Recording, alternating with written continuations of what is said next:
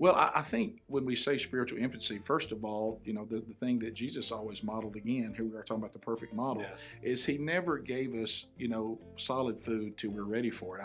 I even think about, when the writer of Hebrews is saying, I really want to start on solid food, but you haven't moved on. Some of you should be teaching by now, and I still have to do the basic oracles of God.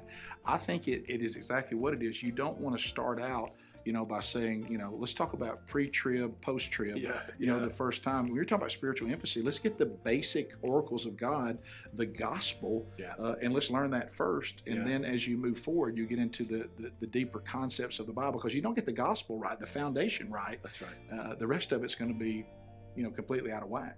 Yeah, and I think it starts with spiritual disciplines, right? Prayer, Bible reading, prayer and fasting, service, worship. I mean, beginning to develop those spiritual habits. And for me, I think the most foundational of those is a passion for knowing God, meeting Him in His Word, right? Studying the Bible, learning the Bible. We have people ask us all the time. I just, teenagers this week in a retreat say, reading the Bible is hard. It's difficult. I don't know where to start. I don't know how to get into it.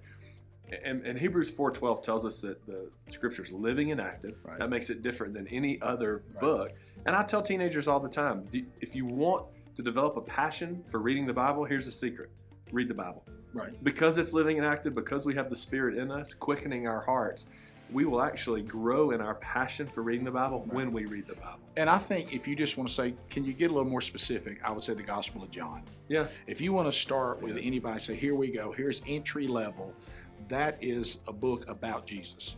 Everything you want to know about Jesus. So I would start with the Gospel of John, and then I'd move from there. Because if we don't get the gospel right, then I said, well, we're flawed from the beginning. But so I would start with if you're saying I've got a person I'm discipling and we're starting right here, I'd start with the Gospel of John.